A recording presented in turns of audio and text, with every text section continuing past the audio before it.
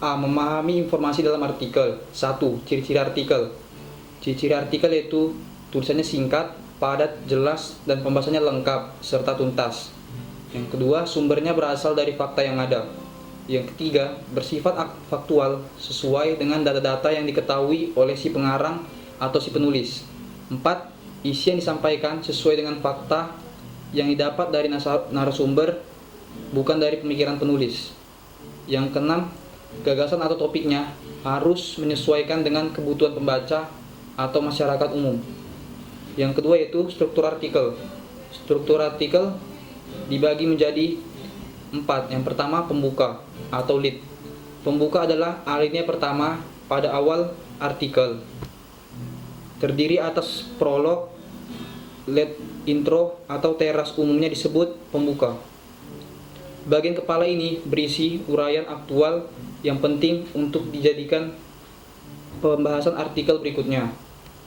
Bagaimana pembuka ini berisi ujian peristiwa, pernyataan rangkaian kejadian, kutipan kata, bernyali, dan sebagainya. Jika kita jeli dalam menguraikan peristiwa atau pernyataan yang akan kita tuangkan, maka akan ada daya tarik tersendiri. Yang kedua yaitu leher. Leher merupakan gabungan teras dengan materi yang akan disajikan dalam bentuk artikel.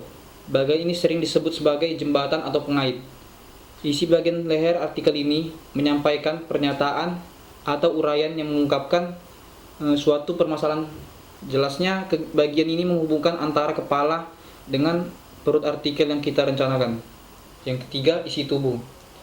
Isi tubuh yaitu bagian isi artikel yang bagiannya paling penting dalam proses penulisan artikel, karena di bagian inilah segala permasalahan dituangkan. Bagian ini berupa uraian eksplanasi, caranya dengan mengungkapkan permasalahan yang ingin dikupas. Usahakan tetap terjaga fokusnya, jangan sampai keluar dari fokus permasalahan. Yang keempat yaitu alinea penutup. Bagian akhir ini dari artikel biasa disebut antiklimaks, kaki atau ending dari suatu artikel. Bagian ini berisi kalimat kunci yang merangkai kebahasaan ke dalam bentuk kesimpulan yang ringkas dan jelas. Dalam pembuatan ending yang baik, kita harus mengaitkan kembali teras, prolog, isi, dan materi artikel dengan runtut agar tercapai suatu kesatuan yang utuh. Jangan mengakhiri penulisan artikel dengan simpulan yang bernada normatif, umum, atau menggurui.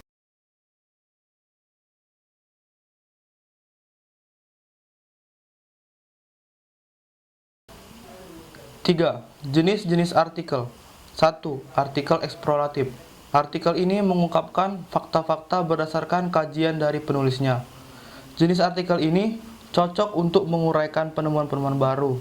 Misalnya, seseorang menemukan benda-benda antik peninggalan zaman purba.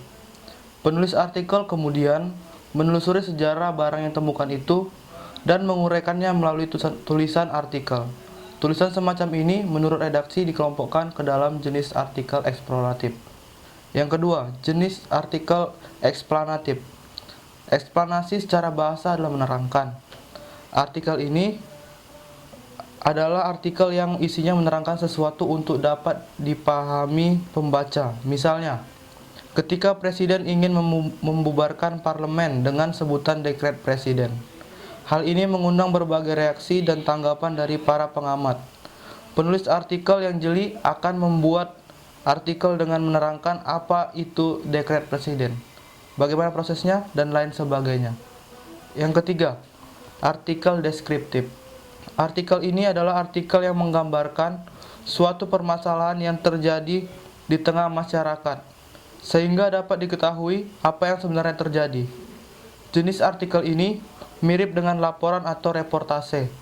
Bedanya, jika laporan atau reportase hanya memaparkan fakta saja, sedangkan artikel penulisnya memasukkan opini untuk memperjelas masalah yang digambarkan itu. Misalnya, ketika terjadi bentrok antara mahasiswa dan aparat keamanan di dalam peristiwa demonstrasi, seorang penulis yang kebetulan menyaksikan kejadian tersebut bisa menuliskannya dalam artikel dengan cara mengungkapkan fakta di lapangan, dilengkapi dengan pendapat dari penulis tersebut. Yang keempat, artikel prediktif. Artikel ini adalah artikel yang berisi perhitungan atau ramalan tentang apa yang akan terjadi di kemudian hari berdasarkan perhitungan penulisnya.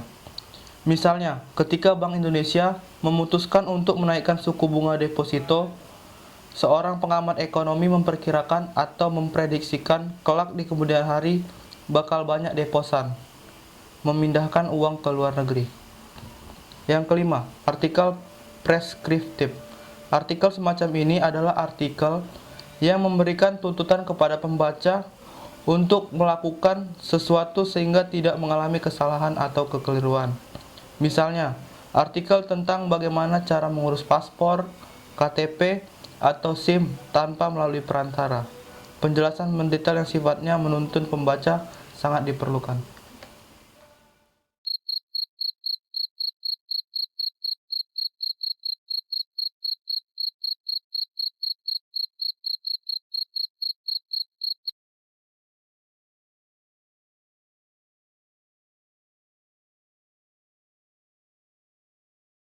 Satu, struktur artikel opini. Struktur teks artikel terdiri atas bagian-bagian berikut.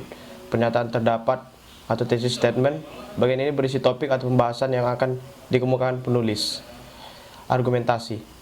Bagian argumentasi berisikan pendapat atau pandangan penulis terhadap masalah yang dikemukakan. Selanjutnya, pernyataan ulang. Bagian ini berisi penegasan kembali pendapat yang telah dikemukakan penulis agar pembaca yakin dengan pembaca atau pendapat tersebut. 2. Penyusunan argumentasi. Bagian terpenting dalam artikel opini adalah argumentasi. Artinya argumentasi harus bersifat aktual yang berisi analisis subjektif terhadap suatu permasalahan. Selain itu, argumentasi tersebut harus memberikan solusi komprehensif.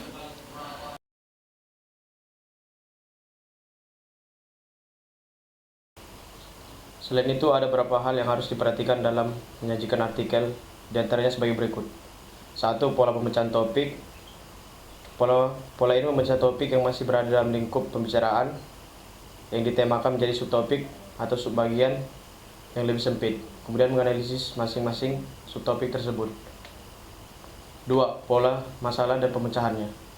Pola ini lebih dahulu mengemukakan masalah, baik itu masalah pokok maupun beberapa masalah tambahan, namun masih berada dalam lingkup pokok bahasa utama.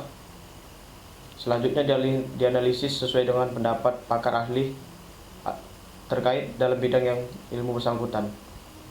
3. Pola kronologi. Pola ini menyajikan artikel sesuai dengan kronologi, urutan, kebersinambungan, keberlanjutan, bagaimana sesuatu itu terjadi. 4. Pola pendapat dan alasan pemikiran. Pola ini baru dipakai jika menulis menyampaikan pendapat atau gagasan pendapatnya sendiri, kemudian berargumen secara jelas tentang hal tersebut. 5. Pola pembandingan. Pola ini sama seperti gaya penulis komparatif, yaitu dengan membandingkan dua aspek atau lebih dari satu topik, lalu menunjukkan persamaan atau perbedaan.